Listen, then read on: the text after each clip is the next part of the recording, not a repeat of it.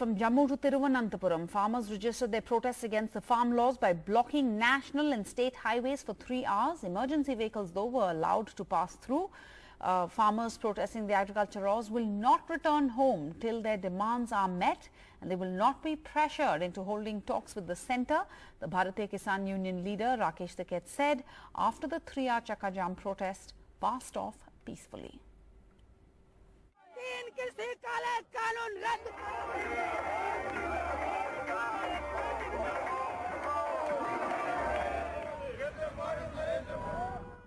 For 3 hours today, highways across the country looked like these as farmers registered their protest against the farm laws by blocking national and state highways. हमारा आंदोलन और फैल गया है तेलंगाना से, उड़ीसा से, बिहार से, और अभी पूरी रिपोर्ट आनी है। जितनी रिपोर्ट अब तक आई है तो बहुत नए क्षेत्रों में लोगों ने चक्का जाम किया है, तो आंदोलन हमारा लगातार बढ़ रहा है। आज हम लोग यहाँ पर शांतिपूर्ण से यहाँ पे किसानों के समर्थन में आए थे और यहाँ पर किस तरीके से हमें डिटेन किया जा रहा है, ये पुलिस की बहुत ही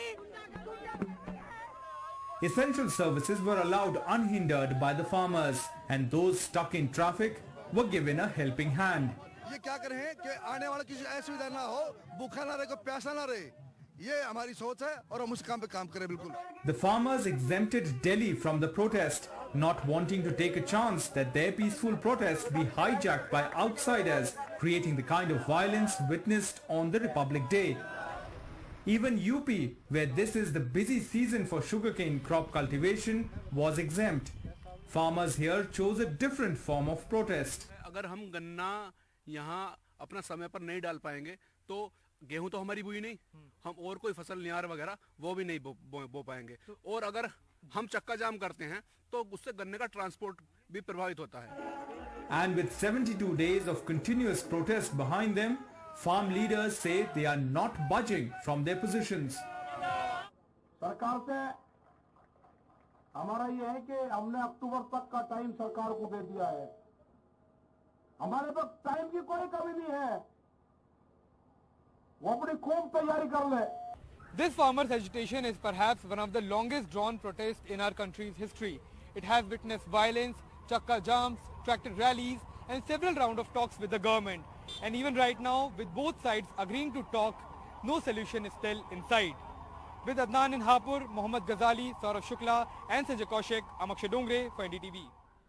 But the National Highway was on high alert today in a bid to avoid the violence and chaos seen during the farmers' tractor parade on Republic Day. The Delhi police kept a strict vigil in the city as it deployed thousands of personnel and additional forces on the ground. Delhi turned into a fortress.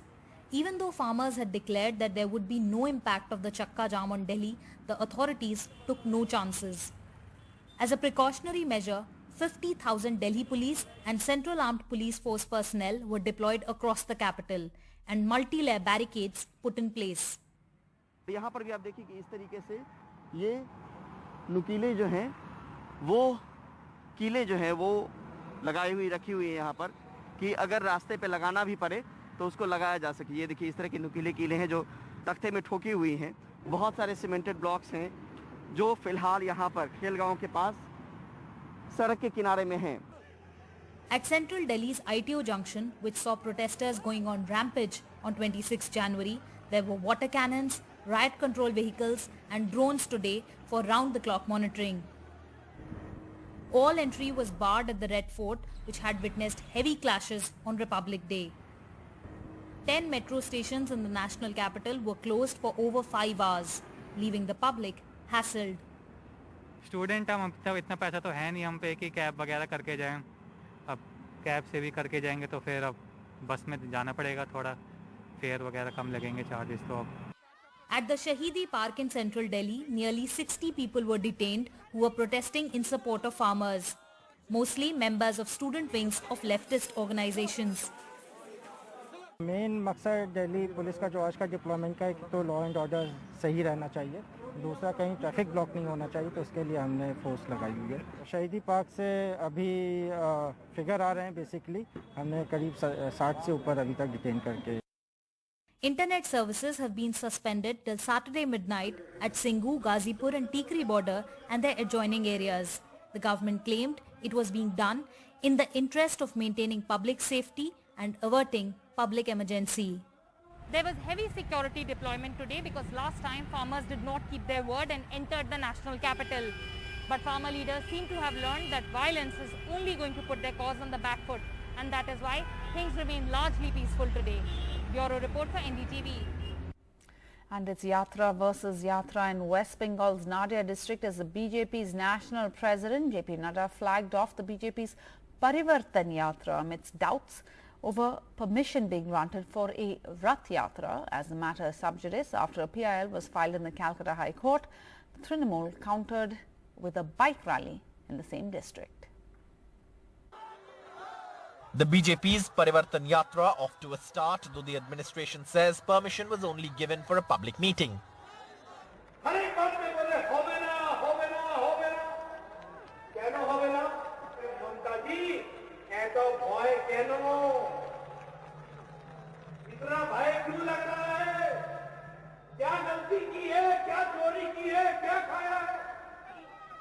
Five Raths like this will traverse Bengal to cover all assembly constituencies in the state as a flagship BJP campaign tool for the polls. The BJP rally kicked off on a day that Trinamool also launched a motorbike rally in Nadia district. Trinamool launched an instant challenge, a bike rally labelled Jan Samarthan Yatra that will cross Nadia the same time as the BJP Rath.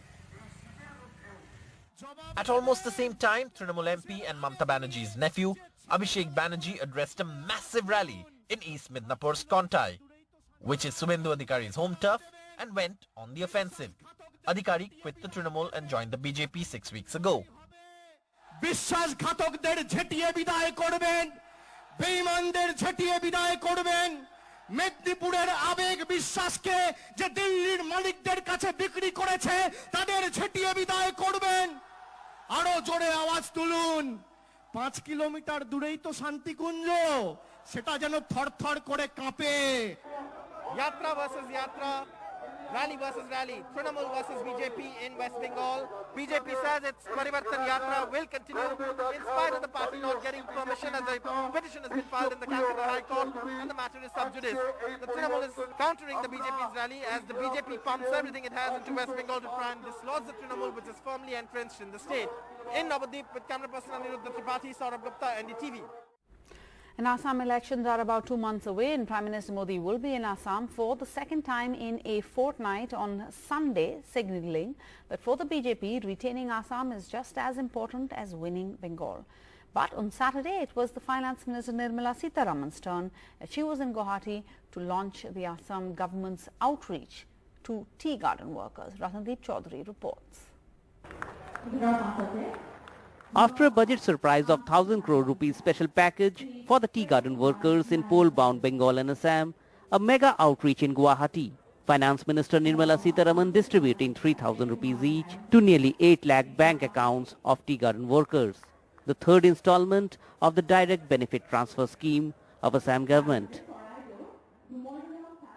आज बगीचा के हमारे भाई बहनों को जो सुविधा, digital सुविधा मुंबई नगर में, मुंबई शहर में, दिल्ली शहर में, चेन्नई में, बेंगलुरु में रहने वाले, सिटी में रहने वाले लोग को जो पहुंचता है सुविधा, डिजिटल सुविधा, वही मिल रही है आज बागीचा में भी।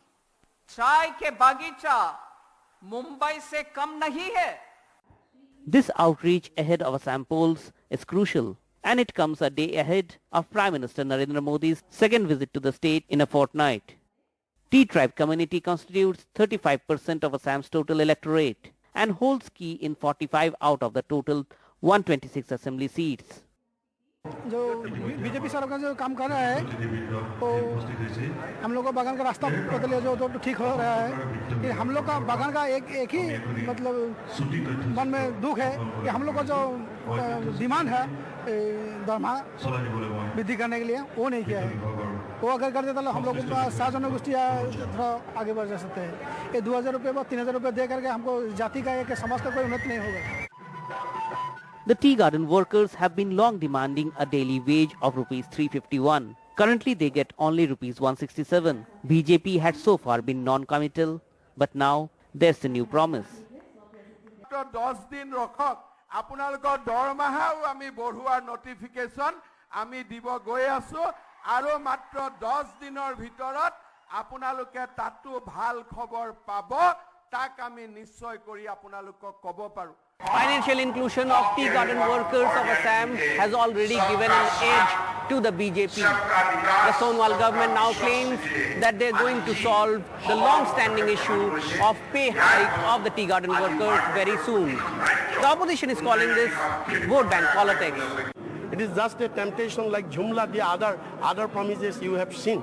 So people of Assam are now used to the false promises of BJP. Like Sitaraman ji coming to declare some schemes related to tea garden, trying to attract the tea garden voters. Therefore, see, they have already failed to protect the tea garden voters, their rights also. They cannot give the 351 wages. In the three-cornered Assam polls, the tea tribe votes could well decide the fate of the assembly elections in Assam just 2 months away. In Guwahati, Ratndeep Chaudhary for NDTV.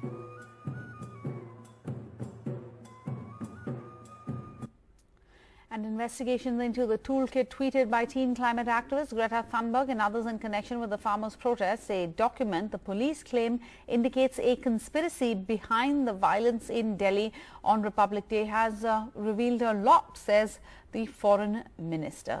Mr. Jaishankar, he also took a swipe at celebrities for speaking out on matters which, as he put it, they don't know much about. Earlier on Saturday, veteran Hollywood actor Susan Sarandon was the latest to throw her weight behind the farmers' protests. The 74-year-old actor took to Twitter and wrote, "I'm standing in solidarity with the farmers' protests in India." This while she shared a news report by the New York Times covering the stories. I think it has revealed a lot. We have to wait and see what else comes out.